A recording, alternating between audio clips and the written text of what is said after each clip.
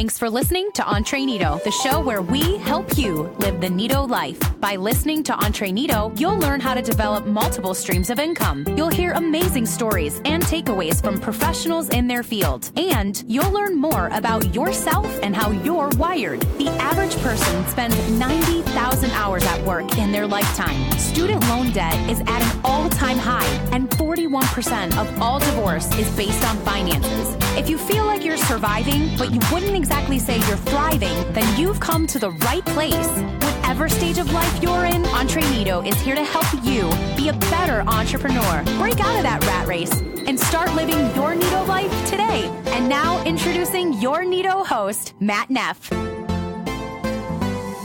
Welcome back to Entreneato. On the show today, we have Sean Cannell, who is a YouTuber, international speaker, and coach.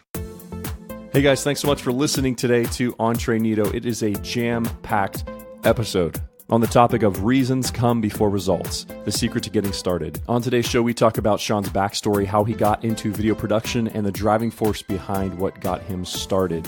Sean Cannell is a YouTuber, international speaker, and coach that helps entrepreneurs build their influence and income with online video.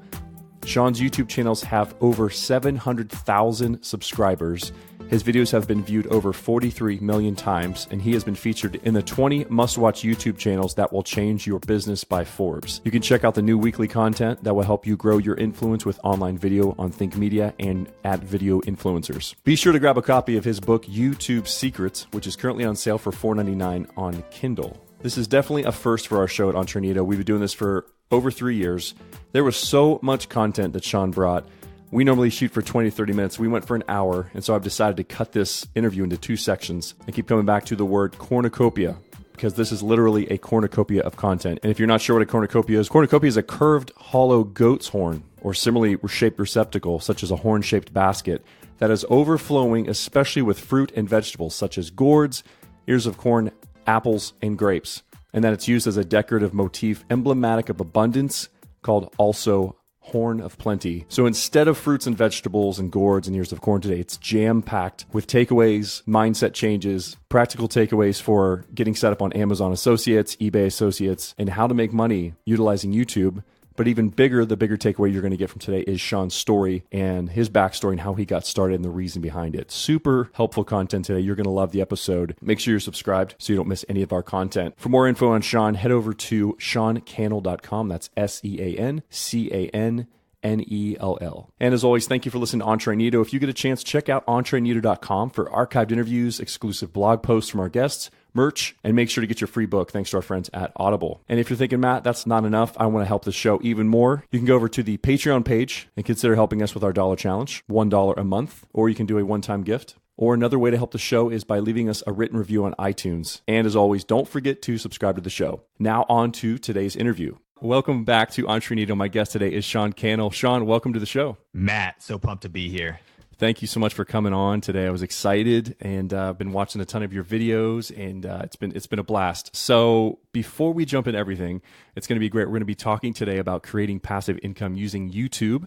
But before we jump into it, I would love to get just any kind of guest plugs, anything you'd like to promote that we could share with our listeners. Yeah, I mean, I think the big thing right now, especially because we're talking about YouTube, is we have our book out called YouTube Secrets, and it's an audiobook, ebook, Amazon's all around the world in the physical book as well. And so great book. You can get it for as cheap as $4.99 on the ebook version. And we go step by step through the 7 C's of YouTube success. We'll touch on some of those things today, including how to make passive income and 10 different ways to make money on YouTube, whether you want to leverage it for your business or whether you're looking for a way to develop like a side hustle and find extra ways to earn income. So I think that everybody listening would love checking out that. And we actually have bonuses where we did a free video training and a separate action guide that takes people through like 10 pages of really getting clear on their idea, whether you have no idea at all or you feel like you need to refine it, and a couple step-by-step things to just help people succeed, grow their following and their profits and make money leveraging YouTube. So that's YouTube Secrets, and all of that is at tubesecretsbook.com for the bonuses, all the details. So yeah, tubesecretsbook.com. Well, thank you so much. So I love backstory. We always take some time to talk with our guests about their backstory, kind of how they got to where they are right now. There is that lie that everyone is an overnight success, and especially in the YouTube world, like, no, it's a 10 to 15 year hustle to be seen, to be heard, and things like that at times. So I would love to kind of hear your backstory, kind of how you got to where you are right now. Yeah. So for me, I got started before YouTube started in video. And in 2003, I was volunteering. I came back from college and I was volunteering at my youth group. My parents actually started going to a new church, and I just wanted to be doing something productive during summer. So I just sight unseen started volunteering for the youth ministry. So I got into a season where the youth pastor, he actually handed me a video camera and Adobe Premiere editing software. And he said, hey, start making videos for Wednesday night at youth group. And I'll tell you what, Matt, your first videos are always going to be your worst videos, right? Sure. I mean, like people are listening like, yeah, video is scary. And it is, like getting on there maybe for the first time. Sure. But it's just the reality of it. I mean, just anything you usually do for the first time is your worst time. And so I just had the opportunity though to make these videos weekly. So I made them every Wednesday night, and they were just like, announcing information, but I was getting into communication. I was getting comfortable on camera. After about a year, they weren't as bad as they were when they started. And so the lead pastor was like, hey, can you do these on Sundays as well? And so in 2004 now, I did over 104 videos in the year as a volunteer. Whoa. At my church, one Wednesday night, one Sunday, couple extra projects. And the principle there is just the repetitions. I mean, when you're developing your skills and getting used to something, I was just getting used to video, kind of getting used to editing. So then when YouTube started, it actually started in 2005. The first YouTube channel I managed was our church's in 2007. And actually, for being a small town kind of church, it's actually crazy that the pastor was that progressive to be on YouTube that early. But now you can see why I was sort of ahead of the curve. So by 2010, I started my own business called Clear Vision Media, and I started helping people with video marketing, helping them produce business videos for their websites, doing wedding videos, things like that. And then fast forward to today, there was definitely other jobs, and I was in ministry for a while and other different things, but eventually led to now building a 7-figure business where we coach and help people learn how to maximize online video, mainly on YouTube, but across the internet, because video is king right now. Social Media Examiner said video is people's preferred content format of choice.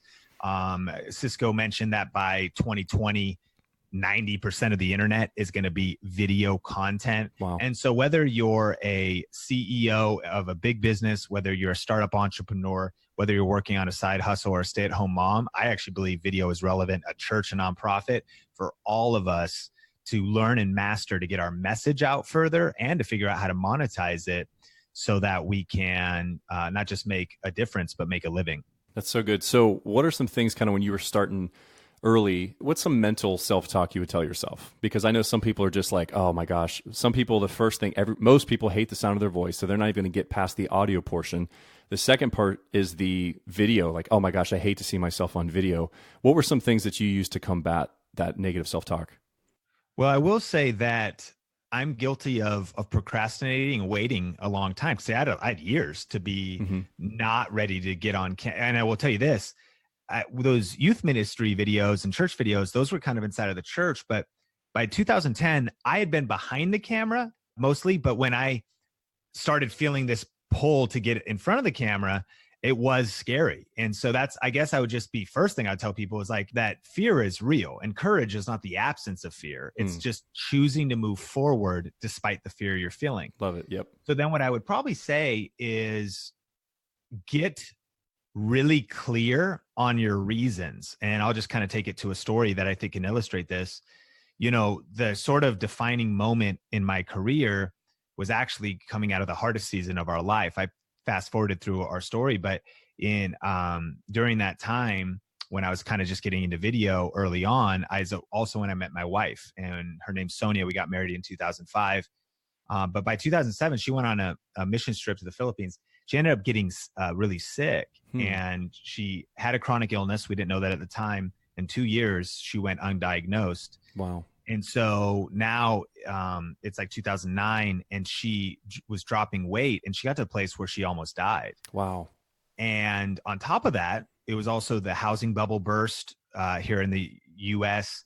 And so we were losing our home. We had a rental property. They lost their job. We're losing that. And then the church that I was a part of too had some leadership failures. Some money got mismanaged, a bunch of things. So literally, like, everything around us was falling apart. Every area of your life was shaking. Yeah, that's crazy. And so I found myself in the hospital when my wife almost died for 6 days, and I had a lot of time to worry, to be honest. I had a lot of time to pray and a lot of time to just kind of think about what are we going to do next. But what happened was there was kind of this moment where I was like, man, I need to step up. I need to man up as a leader, as a man, as a provider, and I need to really figure out how to make this stuff work. And so what I would pass off as far as a principle for self-talk and mindset is that reasons come before results. When it's kind of like that mama bear strength that people say, when if a child gets like trapped under a car, moms can lift the car with that adrenaline. Why? It's the reason.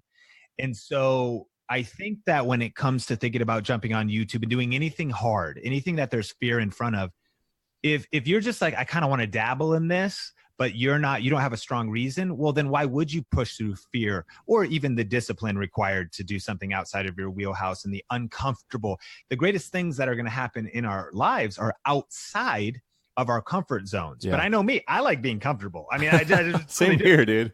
I don't prefer leaving my comfort zone. And so you need strong reasons. So I would just encourage people to brainstorm.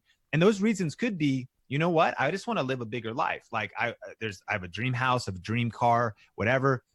Maybe I want to make a difference in people's lives. But for me, it wasn't fame or fortune or followers. It was like family. It was like, I got to figure out. And my motivation was because I was learning about YouTube and affiliate marketing, which is the way we originally were able to go full time and make a living doing this. And we could talk about that later. Sure. But when I saw that it was possible, that's when the fire lit in me. And I was like, I'm going to figure this out. I will until when will you quit? Well, no, I will until I figure this out, because people are doing it. This is happening around videos kind of in my background. I'm going to figure this thing out. And those reasons drove me to press through fear, to press through the hard times, to press through slow growth, to press through all of it. So reasons come before results. And I think that could be a massive source of motivation. That's super cool. I love about the reasons, because I think we can get flooded and inundated with like, well, so-and-so does it better, or so-and-so's doing it. Why would they want to hear from me? Why would they want another voice? And that really combats that, as far as like it silences it for the most part. And I think too, with the negative self-talk and the voices that are going to try to quiet you or to shut you up, I think a lot of times they're always going to be there, but you just turn the volume down, or you turn the volume up rather on something else that's more true. Like, okay, yeah, these are these nagging voices. These are things that can keep me from doing it. But right now I need to figure this out as supporting my family and my wife in this moment. And so obviously you knew that there was a market for it. You knew that there's other people that are making money through YouTube and videos. So you thought, okay, now I've got to make my mark now and step up. Yeah. And there was actually a book I read, because when I was in the hospital for those 6 days, one day I went to Barnes & Noble and I bought a copy of Success Magazine back when they had the CD in the middle. And you put that, I put that CD in my giant laptop CD player, threw on some headphones in the hospital. And they did an interview with the guest, and his name was Gary Vaynerchuk. And I'd never heard of him. This is 2009. Wow. And he just wrote a book called Crush It. And so the next day I was like, okay, this book's out. And I heard his passion, but here's the title: Crush It. Why now is the time to cash in on your passion. And I read it. And then he started talking about the reality that's happening now, a decade later. Now hit the second version of that is actually telling the story of people like me. I didn't make it in that book. It's called Crushing It, but I made it on the website of some of the stories of people who read Crush It and then went and did what he suggested. It's cool. And the gist was the fact that because of the internet and platforms like YouTube and podcasting, whatever, is that whatever you're passionate about or whatever you have a skill in or some expertise or some experience. And so for me, what I started realizing was, well, I've been doing video now since 2003. So I'm 7 years into this. I've got a video business, and I took out a loan to start my video business and spent about $10,000 on gear. And what I realized shortly thereafter, that I didn't need to spend 5,000 of that. I just bought stuff. And so then when I started on YouTube, this is what I recommend to people too. This, like one of the best, simplest things, if they said, what should I make my channel about? you should make your channel to help the person you were just a few steps back. Cool. And that's so, really good. Yeah, when I started Think Media, I was like, okay, well, I can help people with video tips, and I can help people with camera reviews because they don't know what camera to get. And I've got that experience, and I geek out on this stuff, and I stay up night reading about it. And I can help them avoid the bad products and find the good ones. And I also figured out a way of monetization, and that was called affiliate marketing. So I realized if I go on YouTube and talk about this camera versus that camera, and then mention both of them and say, hey, if you want to go look at these, I'll put links in the description below to them. If someone clicks that link and purchases a camera, I get a percentage of that sale. Now, cameras are expensive. So if someone bought $1,000 camera on Amazon.com, the affiliate program, or it's called Amazon Associates, and you can just go to Amazon Associates and sign up for that. And then when you share that link to that product, you could make like 4%. So that's $40. That's great. So then what I started to learn was like, okay, well, wait, if I talk about $1,000 camera and I sell one of those a week, well, that's an extra $40 a week.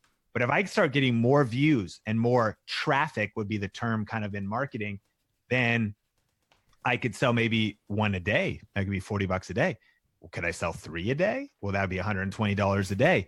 If I'm getting more views and learning how to leverage YouTube to get more subscribers, get more viewers, grow a greater audience. And so today or this year, we will generate just from the Amazon Associates program over $200,000 in profit.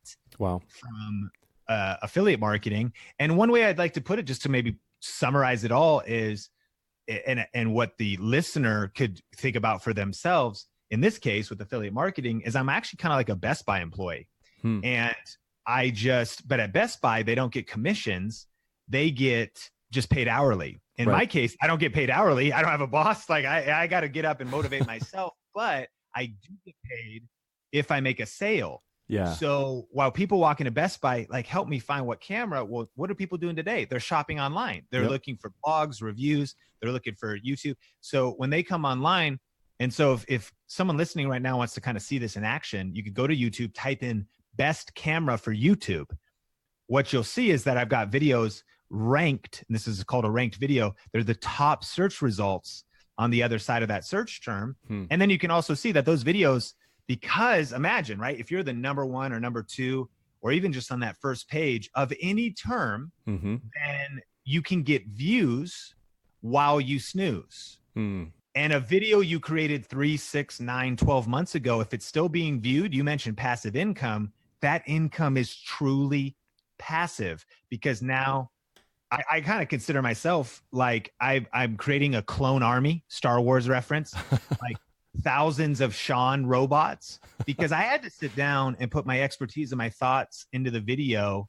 But then once it's done, if it's continuing to get views, then it's working for me, whether I'm on vacation with my wife, whether we are working on something else in my business. No matter what we're doing, we have these passive income assets that are YouTube videos. That's great. That's like a whole episode right there. Like, that was super helpful right there, but we're just getting started. That's exciting.